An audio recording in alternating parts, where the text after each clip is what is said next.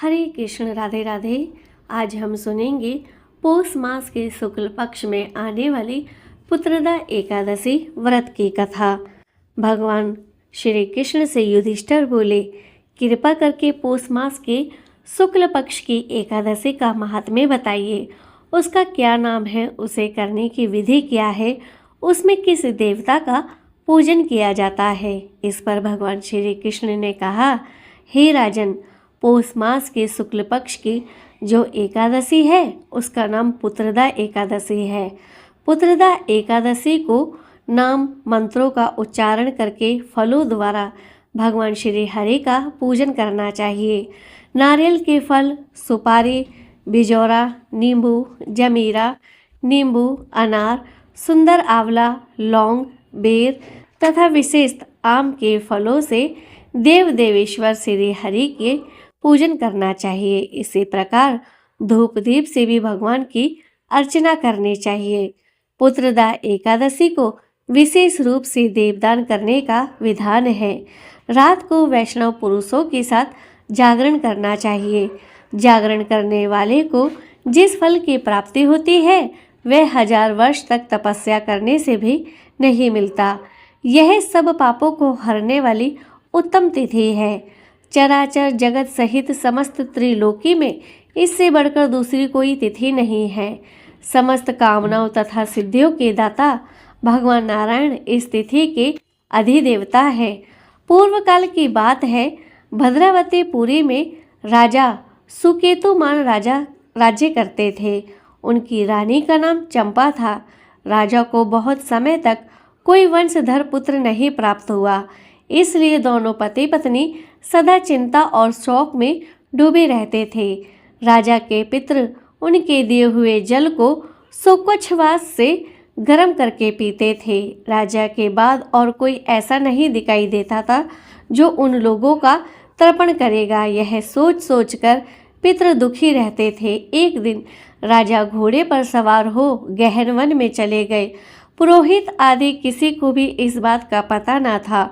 मृग और पक्षियों से सेवित उस सघन कानन में राजा भ्रमण करने लगे। मार्ग में कहीं सियार की बोली सुनाई पड़ती तो कहीं उल्लुओं की।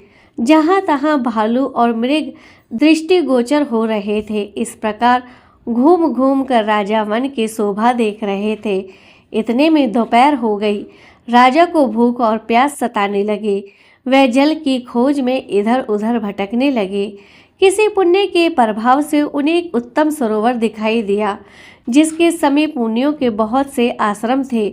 शोभाशाली नरेश ने उन आश्रमों की ओर देखा। उस समय शुभ की सूचना देने वाले शकुन होने लगे। राजा का दाहिना नेत्र और दाहिना हाथ फड़कने लगा, जो उत्तम फल की सूचना दे रहा था। सरोवर के तट पर बहुत से मुनि वेद पाठ कर रहे थे। उन्हें देखकर राजा को बड़ा हर्ष हुआ। वे घोड़े से उतरकर मुनियों के सामने खड़े हो गए और पृथक पृथक उन सब की वंदना करने लगे। वह मुनि उत्तम व्रत का पालन करने वाले थे। जब राजा ने हाथ जोड़कर बारंबार दंडवत किया तब मुनि बोले, राजन, हम लोग तुम पर प्रसन्न हैं। राजा बोले, आप लोग कौन हैं? आपका नाम क्या है तथा आप लोग किस लिए यहाँ एकत्रित हुए हैं? कृपया करके सब बताइए।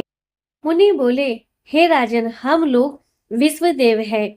यहाँ स्नान के लिए आए हैं। माघ मास निकट आया है। आज से 5वें दिन माघ का स्नान आरंभ हो जाएगा।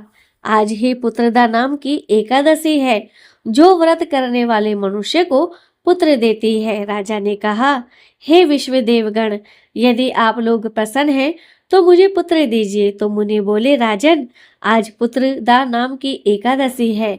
इसका व्रत बहुत ही विख्यात है। तुम आज इस उत्तम व्रत का पालन करो। महाराज भगवान केशव के प्रसाद से तुम्हें पुत्र अवश्य प्राप्त होगा। भगवान श्री कृष्ण कहते हैं युधिष्ठिर से, इस प्रकार उन मुनियों के कहने से राजा ने उक्त उत्तम व्रत का पालन किया। महर्षियों के उपदेश के अनुसार विधि पूर्वक पुत्रदा एकादशी का अनुष्ठान किया।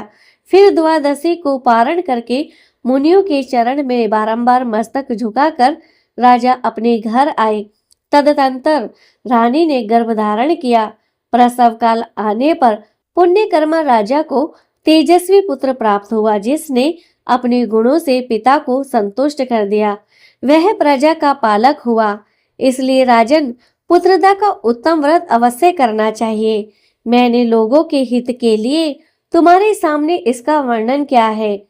जो मनुष्य एकाग्रचित होकर पुत्रदा एकादशी का व्रत करते हैं, वह इस लोक में पुत्र पाकर मृत्यु के पश्चात स्वर्गगामी होते हैं। इस महात्म्य को पढ़ने और सुनने से अग्नि अष्टोम यज्ञ का फल प्राप्त होता है।